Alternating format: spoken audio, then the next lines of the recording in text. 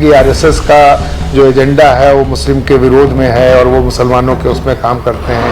Bharatiya Janata party भी मुसलमानों के उस पर बयानबाजी और उस पर इस तरह से मुसलमानों के खिलाफ ही रहती है कि किसी भी ऐसे छात्र संगठन में नहीं होंगे जो ईमानदारी से काम करें और राष्ट्र के लिए समर्पित हों। उत्तर प्रदेश में 22 करोड़ की आबादी में 6 करोड़ मुस्लिम हैं। इस 6 करोड़ में कम से कम 5 करोड़ ऐसे तशद्दुद पसंद इंसान हैं जिनको पाकिस्तान चले जाना चाहिए था।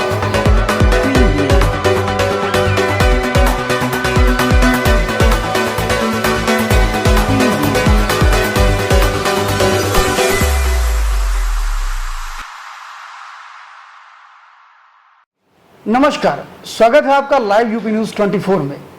आज हमारे इस विशेष कार्यक्रम में हम एक ऐसी शख्सियत से आपको मिलाने जा रहे हैं जो भारतीय जनता पार्टी के कर्मठ सिपाही रहे हैं। आज हम आपसे इनसे बातचीत करने के लिए यहाँ प्रस्तुत हुए हैं। वो है मिस्टर सफैद हुसैन। जी हाँ, सफैद हुसैन भारतीय जनता पार्टी के अल्पसंख्यक मोर्चे के प्रदेश अध्यक्ष रहे हैं और आप उसके पूर्व राष्ट्रीय मंत्री भी रह चुके हैं। इस समय आप निदेशक हैं उत्तर प्रदेश वक्फ विकास निगम के। हम आपसे कई विषयों पर बातचीत करेंगे, भाजपा से लेकर के मुसलमान वक्फ बोर्ड जैसे बहुत से मुद्दे हैं जो हम अपने दर्शकों के सामने लेकर के आएंगे, जिस पे सीधी बात में हमारे साथ सफैद जी हैं। सफैद जी, आपका बहुत बहुत स्वागत है लाइव यूपी न्यूज 24 में। धन्यवाद। सफैद जी, पहला विषय तो यह है कि भारतीय जनता पार्टी से आप कैसे जुड़े और क्यों जुड़े? कि मुझे एक घटना याद है 1990 में लखनऊ विश्वविद्यालय में एक छात्र नेता हुआ करते थे प्रभात कांत त्रिपाठी। आगे चलकर वो छात्र संघ के उपाध्यक्ष भी रहे। उनसे हमारे मित्र थे, उनसे मेरा परिचय हुआ और परिचय होने के बाद उनसे मेरा एक बहुत अच्छा लगाव हो गया।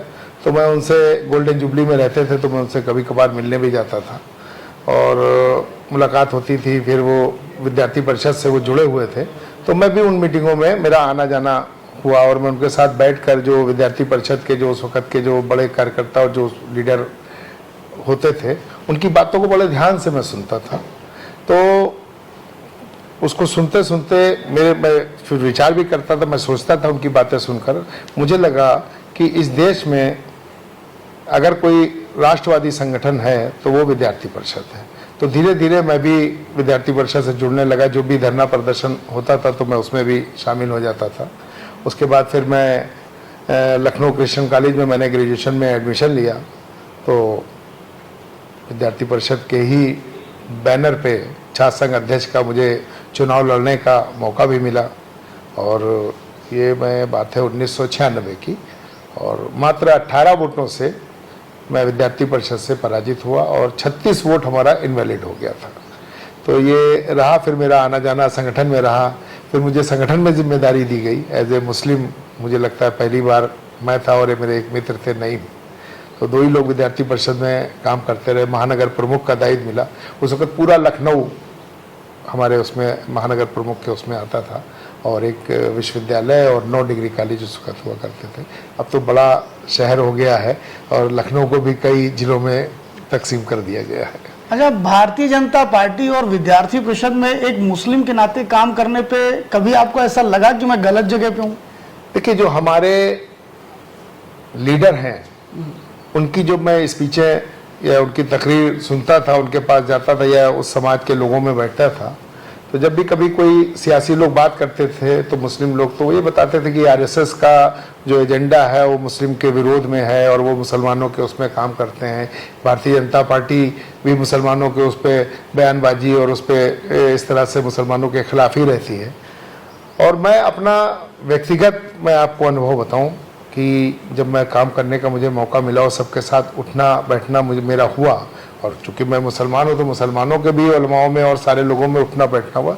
ज़मीन आसमान का फ़र्क है, ज़मीन आसमान का फ़र्क है। मैं कहूँगा कि आरएसएस में मैंने जो काम किया, विद्यार्थी परिषद चूँकि आरएसएस का ही संगठन है, मतलब इतना ईमानदारी से काम करने वाले लोग मुझे लगता है कि किसी भी ऐसे छात्र संगठन में नहीं होंगे जो ईमानदारी से काम करें और राष्ट्र के लिए समर्पित हों। अच्छा, जैसे आपने भारतीय जनता पार्टी के जो अल्पसंख्यक मोर्चा उसके राष्ट्रीय मंत्री जैसे दायित्व को आपने संभाला और प्रदेश अध्यक्ष के रूप में भी, क्या आप ये बता सकते हैं कि भारतीय जनता पार्टी में मुस्लिम अब तो फिलहाल थोड़ा जुड़ने लगे हैं तेजी से। आप जब काम कर रहे होंगे तो बहुत कम मुस्लिम जुड़ते थे, लेकिन आज भी वो वोटों में परिवर्तन क्यों नहीं होता? जबकि भाजपा ने पसपंदा जैसे कार्ड्स खेले और भी अभी सज्जादा नशीन जैसी संस्थाओं के माध्यम से वो दरगाहों पे जा रहे थे, कव्वालियां करा रहे थे। फिर अभी बीच में आया है कि जो आपका अल्पसंख्यक मोर्चा है वो सदस्यता अभियान में भी एक रथ यात्रा निकाल रहा है। क्या लेकिन ये वोटों में कन्वर्ट क्यों नहीं हो रहा है? और सदस्यता भी क्या उस तरह हो रही है जैसे बताया जा रहा है? देखिए, जो हम लोग चूंकि विद्यार्थी परिषद से फिर मैं उसमें गया और अल्पसंख्यक मोर्चा में राजनीतिक दल में मुझे भेजा गया, तो मुझे काम करने का जो वहाँ मौका मिला, एक माहौल, क्योंकि देखिए जब देश का बंटवारा हुआ 1947 में, तो लगभग मुझे लगता है कि 50 लाख लोग उसमें लोगों की जानें गई होंगी, और रिकॉर्ड तो मुझे लगता है 15 लाख के आसपास ही होगा। वो जो नफरत थी उस बंटवारे की, लड़ाई की, उसको कांग्रेस पार्टी ने कैश कराया। और चूंकि ये हुआ कि जो वही जिनकी इच्छा हो उधर चले जाएं और जिनको ना जाना चाहे वो यहाँ रह जाएं। तो जो यहाँ से गए, जो लोग जिनको जाना था, जो लोग मांग कर रहे थे, वो चले गए। लेकिन जो 15% यहाँ पर, जो उत्तर प्रदेश का मैं खासकर कहूँगा, उत्तर प्रदेश में 22 करोड़ की आबादी में 6 करोड़ मुस्लिम हैं। इस 6 करोड़ में कम से कम 5 करोड़ ऐसे तशद्दुद पसंद इंसान हैं जिनको पाकिस्तान चले जाना चाहिए था। वो लोग जो यहाँ पर बच गए हैं, वो नफरत का माहौल धीरे धीरे उसी स्टेज पर ला करके खड़ा कर देंगे कि ऐसी स्थिति आ जाएगी। आज आप देख लीजिए कि पड़ोस में रहने वाला अगर कोई गैर मुस्लिम की बस्ती में हम जाकर रह ले और मकान हमारा एक हो, तो हमको शक की नज़र से देखता है। हमारा पड़ोसी आज हमें शक की नज़र से देख रहा है। इसकी वजह जो है वो भारत की जो मुस्लिम तंजीमें हैं, एक PIF बनी थी, एक जो पसंदला बोर्ड है, एक जमीयतुल उलमा अल हिंद है, इन सब की स्पीचों को आप कभी देखिए, इनकी स्पीच में कभी आपको हिंदू मुस्लिम एकता की बात नहीं मिलेगी। जबकि इस्लाम कहता है कि अगर आपका पड़ोसी रात में भूखा है और आप खाना खा के सो जाइए, तो उस रात का खाना आपका हराम है। ये हमारा इस्लाम कहता है, हमारे नबी कहते हैं। इस पर चलने के बजाय ये लोग एक पता नहीं कौन से मंसूबा बना करके चल रहे हैं, जो इस देश में नफरत फैल रही है। आप देखिए कि हमारे जो नबी थे, उनको लोग कितनी मोहब्बत करते थे। रहमतुल्लिल आलमीन का लक़ब उनको दिया गया। और जो हमारे मदरसों में जो आलिम निकल के आते हैं, वो अपने आप को कहते हैं कि मैं नायब रसूल हूँ। ये बहुत बड़ी बात है कि एक आलिम को नायब रसूल कहा जा रहा है, क्योंकि वही जानता है कि हमारा दीन क्या है। लेकिन इसमें एक चीज में, एक तो बात का जवाब वो चाहिए कि आखिर अब कन्वर्ट क्यों नहीं हो रहे मुसलमान बीजेपी की तरफ उतनी भारी मात्रा में? उत्तर प्रदेश के अंदर मैं उसी पे ही आ रहा हूँ धीरे धीरे। क्योंकि देखिए, ये मुस्लिम का जो विषय है और बीजेपी और RSS का, ये बहुत ही गंभीर विषय, इसको पहले समझना पड़ेगा।